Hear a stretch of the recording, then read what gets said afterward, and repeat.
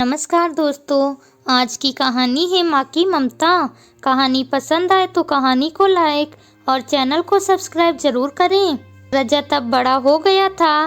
पढ़ लिख कर उसकी एक अच्छी सी नौकरी शहर में लग गई थी। कुछ दिनों के बाद उसके माता पिता ने उसकी शादी एक सुंदर और सुशील लड़की से करा दी। वह भी नौकरी करती थी।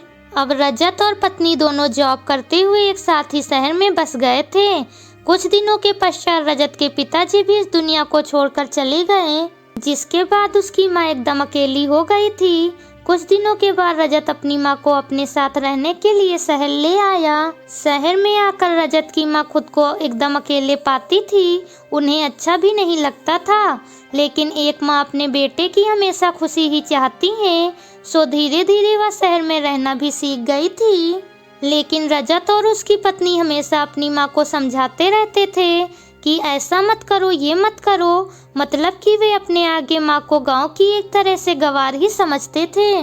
लेकिन माँ का दिल तो हमेशा से अपने बच्चों के लिए बड़ा ही होता है, सो वे सभी बातें चुपचाप सुनकर हाँ में हाँ मिलाकर रह जाती। एक दिन की बात है, सुबह रजत की पत्नी को ऑफिस जल्दी जाना था, सो वह सब कुछ जल्दी से तैयार करके रजत का खाना पैक करके ऑफिस चली गई।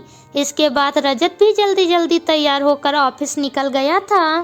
फिर कुछ समय बाद रजत की माँ ने देखा कि उसका बेटा तो खाने का लंच बॉक्स घर पर ही भूल गया है, तो माँ बिना देर करते हुए फटाफट ऑफिस पहुँच गई और पास में रखी एक कुर्सी पर बैठ गई, क्योंकि कंपनी में बाहर के व्यक्तियों को अंदर जाने के लिए मना था। सो फिर बेटे को दिक्कत ना हो इसलिए फोन ना करके मैसेज किया।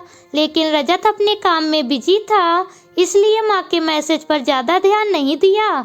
लेकिन उसकी माँ बाहर कब से उसका इंतजार कर रही थी। इस तरह कई घंटे बीत गए और इस बीच कई मैसेज भी किए, लेकिन रजत का कोई उत्तर नहीं आ रहा था और रजत की माँ को चिंता होने लगी थी। लेकिन रजत अपनी माँ के कई मैसेज आने के बाद अंदर ही अंदर खूब गुस्सा होने लगा था। आज तो उसने तय कर लिया था कि आज घर जाकर माँ को खूब अच्छे तरह से समझा देगा कि यह उसका गांव नहीं है जो कुछ भी मनमानी करती रहेंगी। और इस तरह शाम हो गया। अब रजत घर जाने के लिए कंपनी के बाहर निकला तो देखा उसकी माँ तो यही खड़ी है, जिसे देखकर उसका गुस्सा सातवें आसमान पर था और बिना कुछ पूछे ही अपनी माँ को चिल्लाने लगा कि अभी तक घर में खाली बैठे बैठे मैसेज से परेशान करती रहती थी और अब तो कंपनी भी आ गई हो। आखिर यह गांव नहीं है जो अपनी मनमानी करती रहोगी। यह सुनकर रजत की मां ने खाने का टिफिन रजत की ओर आगे बढ़ा दिया, जिसे देखकर रजत को अब समझते हुए देर न लगी कि वह अपना खाना भूल गया था, जिसे माँ देने के लिए यहाँ आई थी। इसके बाद रजत की माँ बोली, बेटा भले ही तुम बड़े हो गए हो, बड़े शहर में रहने लगे हो, भले ही अच्छे बुरे की ज़्यादा समझ आ गई हो, लेकिन मेरे लिए आज भी मेरे कलेजे के टुकड़े ही हो, जिसे मैं बचपन से लेकर आज तक पालते हुए आ रही हूँ। रजत की अब आंखें खुल चुकी थी कि आखिर उसकी माँ उसकी परवाह करते हुए खाना लेकर आई थी, जिसे वह बिना सोचे समझे अपनी माँ को ही डांटे जा रहा था।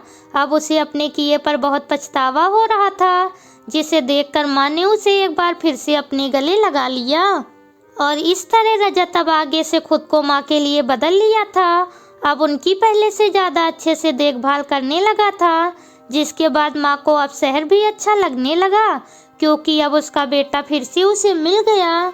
माँ तो सिर्फ माँ होती है, जिसका स्थान कोई नहीं ले सकता। दुनिया में माँ ही ऐसी होती है जो कि बिना स्वार्थ के अपने बच्चों को प्यार और दुलार करती हैं। इस कहानी से यही शिक्षा मिलती है कि एक तरफ जहां हम पढ़ लिख कर खुद को ज्यादा ही समझदार समझने लगते हैं, इससे जाने अनजाने में माता पिता के बातों को गलत साबित करने में लग जाते हैं। लेकिन हम सभी यह भूल जाते हैं, जिस माँ बाप ने अपने बच्चों की खुशियों के लिए अपनी खुशियों तक का त्याग कर दिया हो, वो भला अपने बच्चों का कैसे बुरा कर सकते हैं। हर माँ बाप की यही इच्छा होती है कि उनके संतान उनकी बुढ़ापे की लाठी बने, लेकिन विकास की अंधी दौड़ में हम सभी अपने मूलों को भूलते जा रहे हैं, जो कि बहुत ही सोचनीय है। अगर हमारे माँ बाप हमें पाल सकते हैं तो हम उन्हें बुढ़ापे में क्यों नहीं पाल सकते हैं। Please subscribe channel.